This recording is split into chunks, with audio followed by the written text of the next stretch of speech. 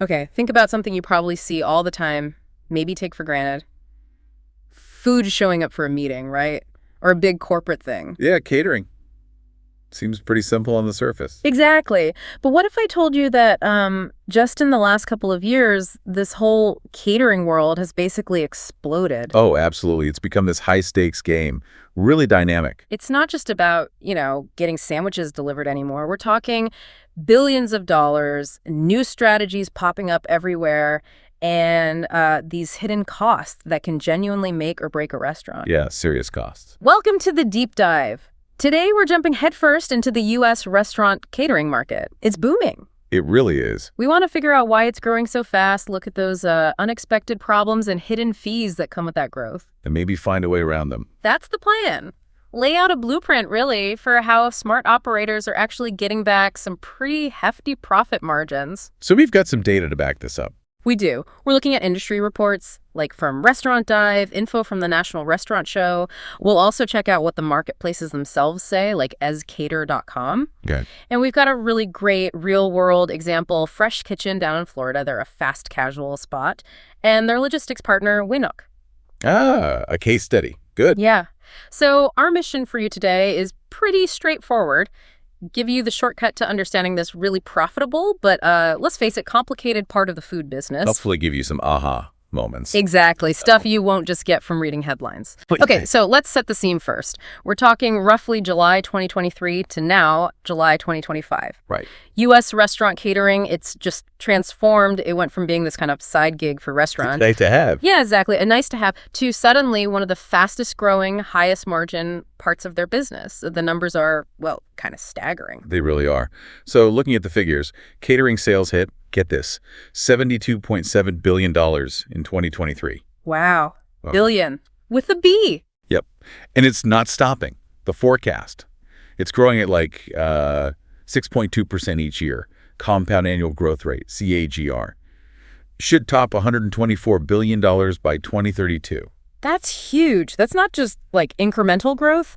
That's changing the whole game for restaurants. It really is. It's turning that side hustle into maybe their main profit center. And are lots of restaurants jumping on board? Oh, yeah. Over half, 54% of restaurant owners said they plan to add or expand catering just in 2024. So it's their number one growth plan. It was their number one growth tactic. And on the other side, the buyers, the corporate folks, 53% of them said they'd raise their catering spending in 2024. Okay.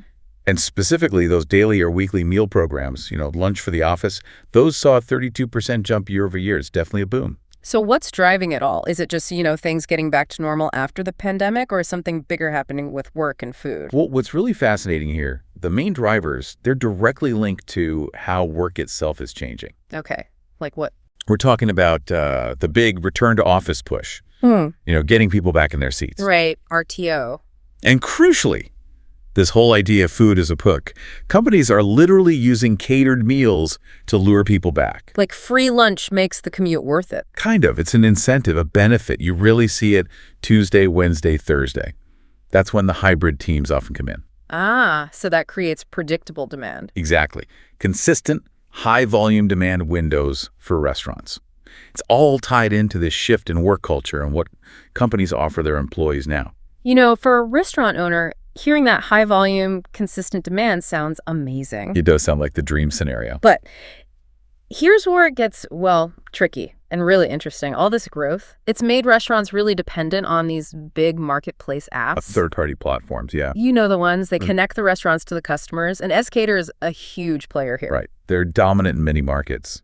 And their standard fees, as we're about to find out, can just crush those nice double-digit margins we were talking about. It's like finding gold, but then having to give a huge chunk of it away. Precisely. The costs with these marketplaces, ezCater is a good example. Some are obvious, but others are kind of hidden. Okay, so what are we talking? For just a standard order that comes through their marketplace, restaurants pay a 15% commission. 15%. That's already pretty steep. It is. But wait, there's more. They also add a 2.99% processing fee on top of that. Okay, hold on. So nearly 18% is gone before you even factor in the cost of the food. Yeah. Just poof.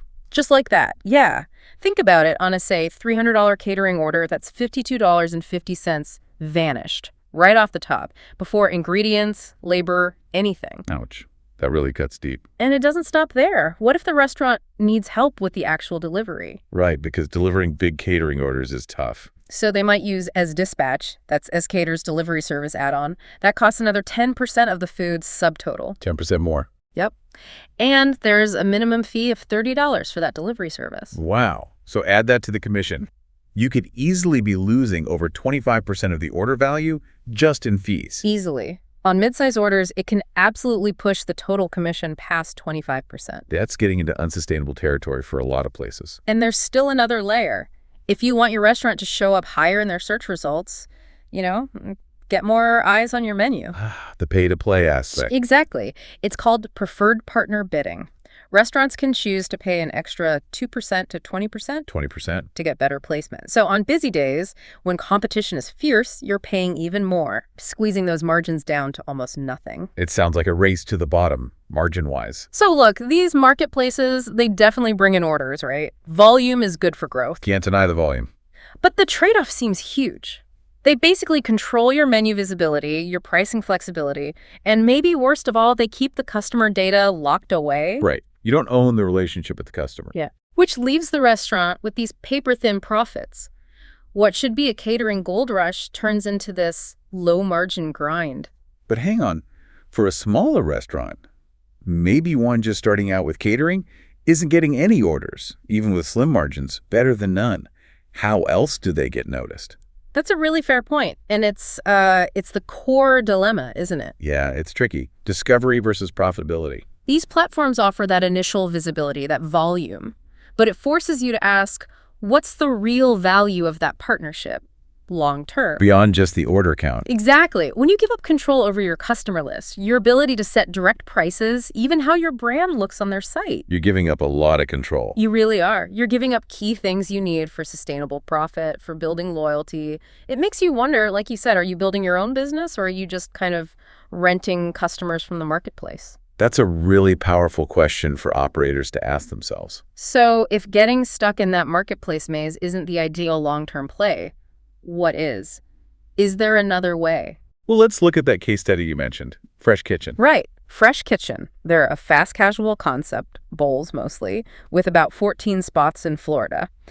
Back in mid-2023, they hit this exact crossroads. Okay. They wanted to grow their catering, scale it up, but they were really determined not to give away 15%, 20%, 25% of every single order to the apps. Smart move if they could pull it off. And they also had the usual internal headaches, right? Making sure deliveries were actually good, controlling labor costs for drivers, just getting big orders out the door smoothly during busy times. Yeah, those are the classic catering challenges: delivery quality, efficiency, labor. It's tough. But Fresh Kitchen didn't just, complain about it. They made some really specific strategic changes. Okay, so what did they do?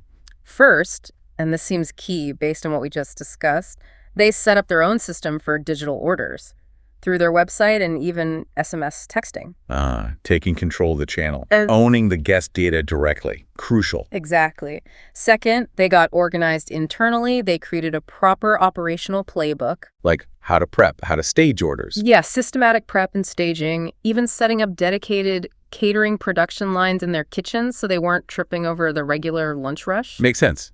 Efficiency is key for profit. And third, and this seems like a really big piece, they partnered with a company called WeKnock for the actual delivery, full service delivery. Okay, WeKnock. So they outsourced the delivery logistics, but not just to anyone. Right. It sounds like WeKnock was more than just, a standard delivery app. What exactly did they bring? Because managing deliveries in-house, especially big catering orders, can be pure chaos for a restaurant manager. Absolutely. It's a major headache. WeKnock's role was quite specialized. They weren't just a gig platform connector. How so? They provided advanced route planning, route optimization, and real-time tracking for the deliveries. Okay, so drivers get there faster, less fuel wasted. And fewer calls from anxious customers asking, "Where's my food?" Which is huge. Definitely. And critically, WeKnock uses drivers who are specifically trained for food delivery, not just any courier. What difference does that make? It means they understand food safety, temperature control, how to handle large, awkward trays, how to set things up professionally. The goal was getting meals delivered, plated right, and at safe temps. That's vital for corporate catering appeal. That makes a ton of sense. Presentation and safety are huge for repeat business in catering. For sure. And the other big thing Wenock provided was central order management. Their system handled the dispatching. Meaning the restaurant manager wasn't stuck trying to juggle drivers and orders? Exactly. The kitchen managers could focus on making the food great, not playing dispatcher. That's a massive operational relief. Okay, that sounds like a pretty comprehensive solution. Specialized drivers, route tech, less hassle for the managers. Yeah, it addresses those core pain points. So connecting this all back, what happened? What were the results for Fresh Kitchen in 2024 after they made these changes compared to the year before? Did it actually work? Oh, the results are really striking. They speak for themselves. First off, their costs for delivery labor and insurance, down by 18%. 18% reduction just by switching from in-house drivers to Wenock. Yep. Comparing Wenock's service to managing their own fleet, that's significant savings. That's huge. What about the order values? Their average catering order size actually increased by 12%. Why would that happen? Fresh Kitchen attributed it directly to, and this is their phrase, upsell confidence via accurate, on-time drop-offs. Meaning, because the delivery was reliable and professional, customers trusted them more, ordered more, maybe added extras. Precisely. Happy, confident customers spend more. And the big one, their net catering margin. It went up by 4.5 percentage points. Wow, a 4.5-point margin increase. That's massive in the restaurant world. It's huge. And remember, this was achieved with zero reliance on those high-commission marketplace apps for these direct orders. So they grew volume, grew average order size, and significantly boosted profitability, all by taking control. And one more thing. Their customer repeat rate for catering jumped 19% in just 6 months. Loyalty went way up. That really tells the story. It's powerful proof of their strategy. And I love that quote from their ops lead you mentioned. Yeah. By optimizing routes and removing staff from the driver's seat, Wenock helped us turn catering from a headache into one of our most profitable channels. That says it all. From headache to profit engine. Okay, so let's distill this down. For you, the listener, maybe you run a restaurant, maybe you lead any business dealing with third-party platforms. What are the key takeaways here? Based on Fresh Kitchen and the market data, there seem to be 5 really crucial lessons. Lesson 1, it sounds like, is get control of your sales channel first before you obsess over volume. Absolutely. Build your own direct path to the customer. Marketplaces might offer initial discovery, but those commission fees just eat away at your profits relentlessly, especially as you scale. Lesson 2 flows from that. Own estate data. Yes. That direct web ordering, SMS, whatever it is, it lets you know who your customers are, especially those high-value corporate clients. Yeah. You can market to them directly, build that relationship. You're not just getting faceless orders from a platform. Exactly. You're building a customer base. Okay, lesson 3. Delivery isn't just delivery when it comes to catering. Specialized delivery matters. It really does. We're not talking about dropping off a pizza bag. It's large orders, complex setups sometimes, strict timings for meetings. Right. Standard gig drivers often aren't equipped or trained for that level of service, food safety, or presentation. That's the reality. You need people who know how to handle food properly and represent your brand well on site. Lesson 4 seems tactical. Leverage that hybrid work schedule. Yeah, absolutely. Those Tuesday to Thursday lunch rushes for offices. That's predictable, profitable demand. Lean into it. Staffing, prep, you can plan around it much more easily than, say, unpredictable dinner rushes. Makes your whole catering operation more efficient. And lesson 5, maybe the most important financial lesson. Track your profit, not just your revenue. This is fundamental. It's so easy to get excited by big sales numbers coming from a marketplace. Right, a $420 order looks great. But if your margin on that is only 10% after all the fees, it's not that great. A $350 order that you process directly through your own channel at a healthy 25% margin. That's much better for the bottom line. Way better. It's about the quality and profitability of the revenue, not just the top-line number. You need to think critically about your growth strategy. Look beyond the flashy sales figures. Right. Focus on true profit, building those direct customer connections.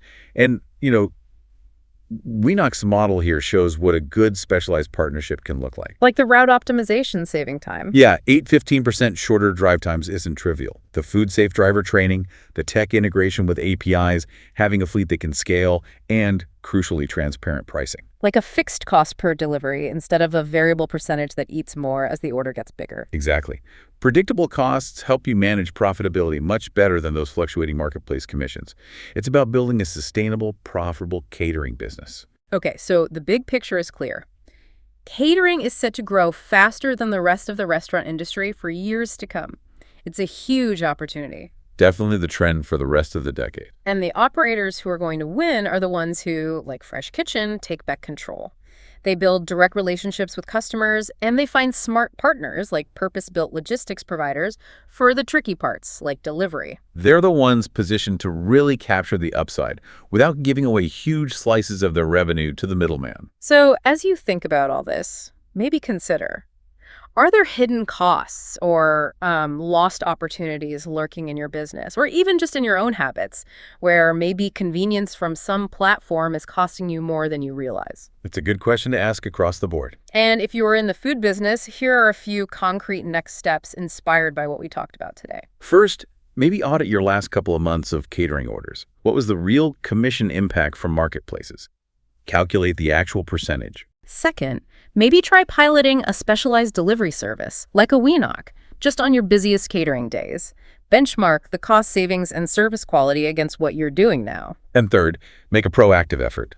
Identify those recurring corporate clients you might have gotten through an app and work to shift them over to your direct ordering channel, supported by reliable, purpose-built fulfillment. It really comes down to taking back control, doesn't it? Control of your profits, control of your customer relationships. That seems to be the key to thriving in this catering gold rush.